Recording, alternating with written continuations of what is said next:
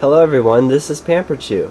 Today I want to show you one of my old CD players and one of my new ones. And I don't really have any music CDs, so I'm just going to use this as a demonstration to put it in. So let's start with this new one here. I won this as a prize. I went to a job training class and apparently I did well, so they gave me the top prize, which was this CD player. It's a pretty good one. It's Sony, the D-NE 300. It'll read regular CDs, MP3s, I think it'll do WMAs. And what's nice about this one, it just barely sips the batteries. What it'll do is it'll spin really fast, read the whole song, and then stop the disc and keep the song in memory. Especially with MP3 files, which are only a couple megabytes each, or maybe 10 megabytes each for my kind of songs, because I like a higher bit rate. But so this thing just sips batteries. It would last all day on a pair of NiCads. You got the controls here, because it's more like a file system. You got little menu buttons and things like that. I really don't remember how to use it. I haven't seen it in a couple years. I sold one of my cars and it was under the seat, and the person fixed my car and drove it by, and I was like, wow, and he said he found this in the back, so I was happy to get this back. Now here's my old one. I like using this one more just because it's old. This one was made in 1990, I think. There's the power requirements. It uses, for an external supply, 9 volts. Takes 6 AA batteries. 0.4 amps. Where's the date? Oh, there it is. October 1990. Let's go ahead and open them up here. This is like a clamshell CD. I got here. I'll just show this too. This is a CDRW, one of the Type 74s that are 650 megabytes. I remember we bought a 10-pack of these at Costco in the late 90s, and it was about $100 for a 10-pack. And I just love the look of these older CDRs.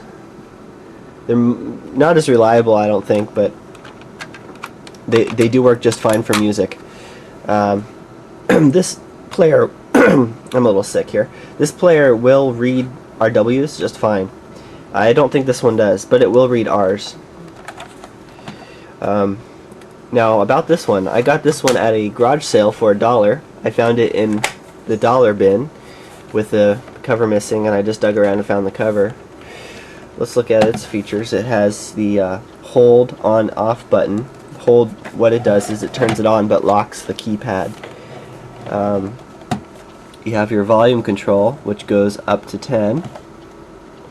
And a weird one about this, it has 2 phone outputs for your headphones, and it also has a line out, so it has 3 outputs total.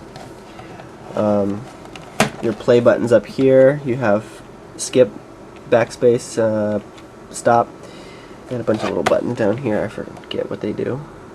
It's intro scan. I think that plays the first 10 seconds of every song. Repeat. Clear. I don't know what clear is for. Memory and store. So it's probably a way you can program what order the songs play or something like that. I really don't know. I've never used that part. So anyway, this thing takes 6 AA batteries and it will last a couple hours. I'm using nickel metal hydrides for this one because it does use a lot of power, where I can use NiCads on this one. NiCads have a longer shelf life holding a charge, so that works great with something that uses a low current. But something that uses a lot of power, like a camera flash or a digital camera, or the CD player. So I open it like that. And you see inside it says, designed and produced by Philips, the inventor of compact disc. Okay. It's more like a computer. Oh, this one's more like a computer. Like a laptop computer drive has the little bearings on springs. This one kind of just sets in there. more like a desktop computer CD-ROM, where it has a magnet that comes down and clamps it. And the magnet's right there. But when that goes closed, see if I have some good batteries in here. Let's try it. Oh, well, it's coming on there. Okay, I got a display here. Let's see if I can play. Not sure that it's working.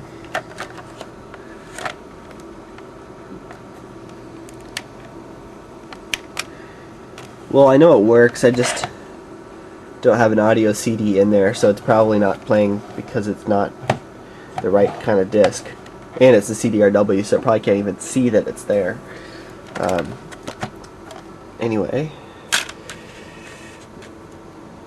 let's take a look at me. See the camera.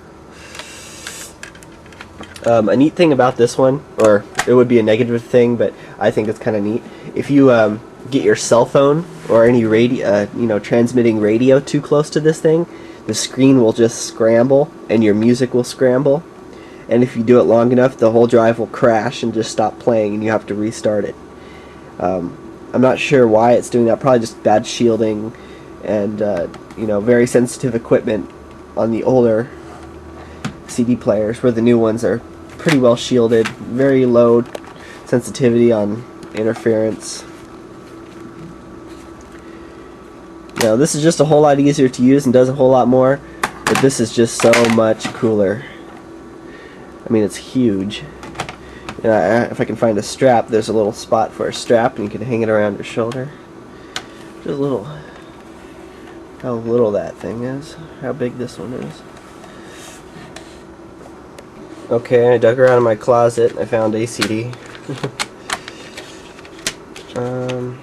Let's see if this one works.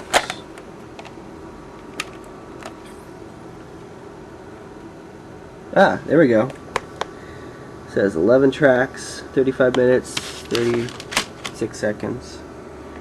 There's 11 tracks. And then I say play. Track 1. There it goes.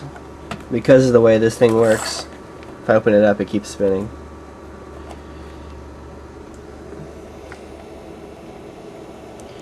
I guess the laser shut off. If I do this. Cameras can see infrared. You see that little dot there? It just shut off. That was the laser. But yeah, it needs a readable CD or it won't spin up.